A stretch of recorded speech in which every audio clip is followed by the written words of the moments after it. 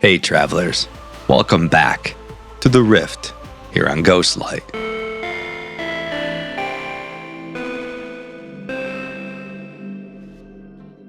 Okay, so today I want to talk about something that goes really deep into the realm of speculation, and a lot of that speculation is built on some data mining done by ThatBomberBoi.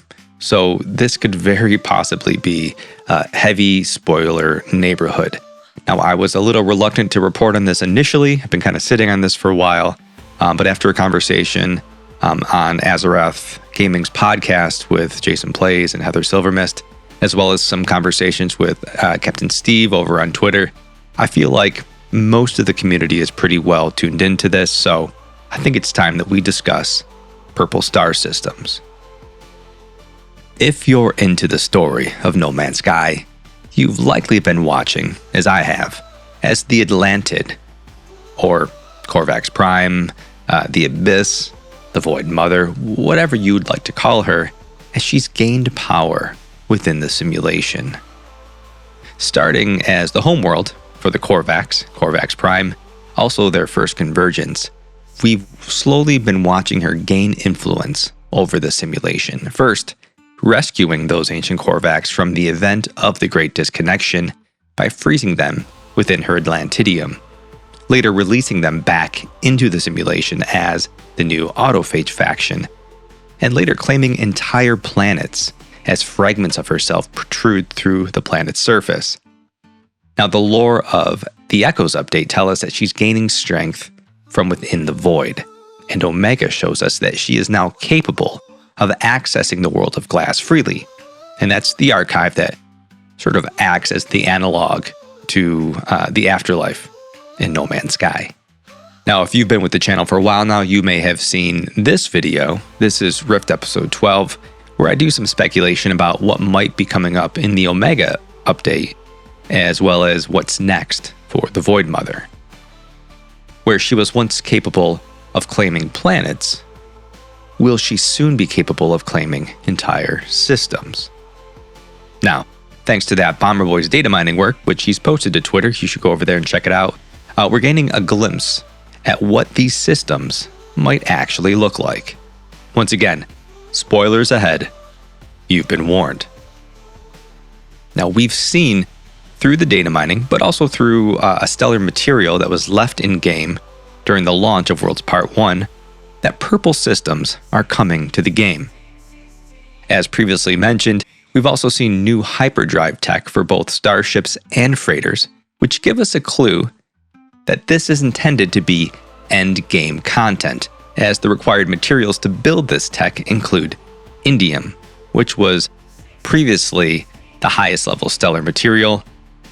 It seems this new tech is also going to require Atlantidium and maybe an inverted mirror, which are minerals or materials that require you to have progressed to a specific point in the story, though it's unclear if purple star systems will be locked behind additional mission requirements or milestones. So, what about purple systems? Like, will they take over existing systems, or do you need to worry about your bases suddenly falling into one of these Atlantid systems? Well, Bomber has tested what's currently in the game, and I can't stress this enough. Some of this may change by the time it's actually pushed out to the main game, but currently, how many purple systems appear in a region is dynamic, and it's handled similarly to black holes and Atlas stations for each region. Now, every region of No Man's Sky has 4,096 systems. However, only possibly the first 600 or so are active in the game. Now, this number certainly varies from region to region, but there is a value that normal systems don't exceed during the course of normal gameplay using the galactic map. Now, why do I say normal gameplay? Because you can still access those systems outside of the galactic map using save editors or No Man's app. And these systems are what we call phantom systems. Now, they exist, but they cannot be accessed via the galactic map or the portal system. I have a whole video explaining what this is, and it breaks down the math. And if you'd like to get there, you can check out this video linked above. Now it seems that Hello Games has set up Purple Star System generation to focus on Phantom Star systems. Currently, normal systems spawn in the first block of potential systems, let's say 0 to 600 out of a possible 4096. Hello Games have set up Purple Star systems to start spawning at around 1000, thereby avoiding systems that would have already been discovered and settled throughout normal gameplay. That said, if you are someone who enjoys exploring and building in Phantom Star systems, your bases may not be safe. Now, it's unclear what will happen, if they'll be converted over or if they'll be completely overwritten and lost forever. Again, it's just unclear at this point. Now, each region will have its own specific dynamic number of purple systems. That is to say, some regions will have more and some regions will have less. And it's currently unclear as to what will be driving that number. It may be something as simple as proximity to the center or proximity to the outer edge. Either way, it seems that your bases and your discoveries in those systems will be safe when the purple systems start to appear in-game. So, what will these purple star systems look like? Well, Bomber has an answer for that as well. Now, he sent me a JSON file over on Discord that shows that the biome generation will slightly vary for purple star systems, meaning some will be more likely to spawn in purple star systems and some will be less likely to spawn. Now, some have speculated that purple star systems might be all-water planets due to the link to the Abyss and the current unused deep-water biomes that Bomber uncovered. And while I can't speak to that directly, we can see that the water world biome carries the same weight in purple systems as it does in normal systems. Curiously, there are some biomes that are more likely to show up in purple systems. Here's a list. On barren planets, shards, contour, and shell biomes. On frozen planets, shards and bubbles. On radioactive planets, the standard biome and bubble biomes. On scorched planet, fracked cube and bubble. On toxic planets, shards and bubbles. And on lush, bubble, bone spire, wire cell, hydro garden, and huge plant biomes. Now, these won't be the only biomes to appear. All other biomes will either have the same or a slightly less likelihood of generating as they do in normal systems. Oh, and something else that's significant about these systems. Remember, this is the next step in the Atlantid's development. It's showing that the Void Mother is exerting her control over the simulation, stripping away control from the Atlas. Now, with that in mind, when Bomber pulled these systems into the game and began exploring, he found that every planet in the purple systems was a dissonant planet, with corrupt sentinels and eruptions of Atlantidium. So, what about creatures? Well, you may have seen some of the other YouTube content creators covering some of Bomber's work, and that's because there are so many unused assets in the World's Part 1 update. Now, these assets can be and have been pulled into the game by modders like Bomber. Now, just because the assets are found in the game files doesn't necessarily mean they'll one day be found in-game. A good example of this, as much as I love this Iron Giant model, something about the helmet resembling the titular character from the 1999 film, which was based on the 1968 novel, it just seems like an Easter egg to me more than an actual asset, though I would be so happy to be proven wrong here, because something like this has to have some lore associated with it, and you know me. Anyway, some of the assets that Bomber found might be clues as to what kind of fauna may be populating these purple star systems. Now, one of these fauna Bomber posted to his Twitter account is the manta ray. Now, this is very reminiscent of the inventory icon of something that you can catch from the Aquarius update, but this is a model. It seems a little bit different.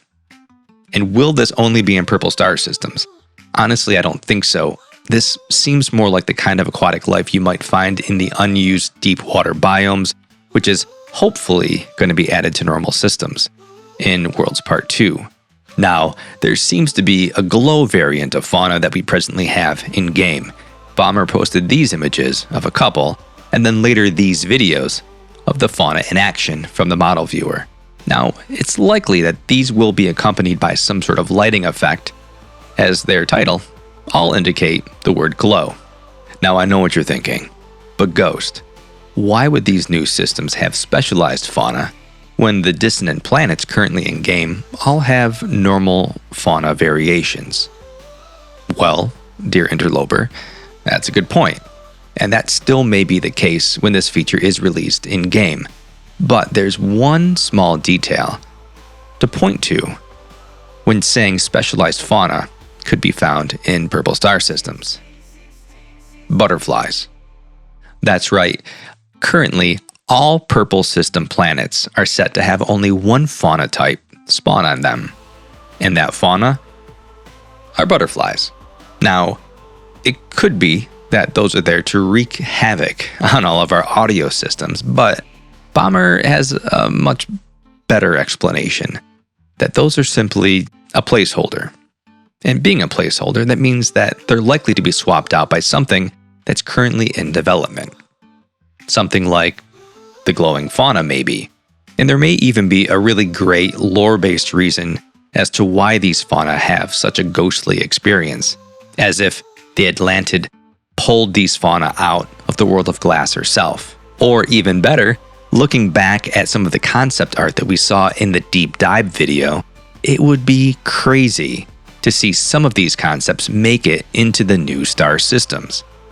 Now, because these are changing already established phantom star systems, Bomber is also seeing some extinct fauna appear in the discovery list, and we've seen this previously when we've experienced universe resets or changes to planet. Now, another thing to point out, with the coming of these purple star systems, many people are excited and are speculating that we're going to finally see autophage specific systems.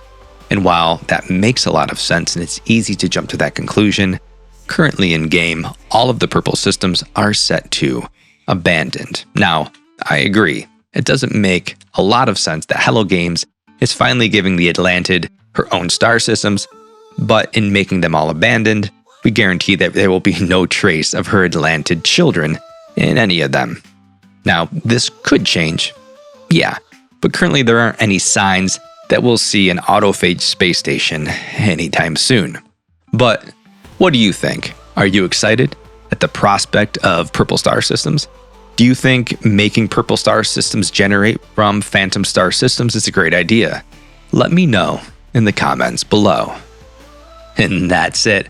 I hope you enjoyed this episode of The Rift. Please like and subscribe. Hit the notification bell so you don't miss any future videos.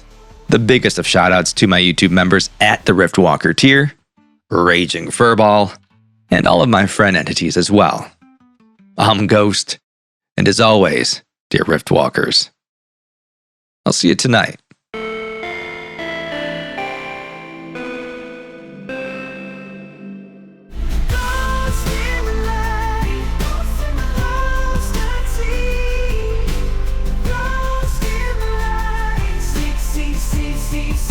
See.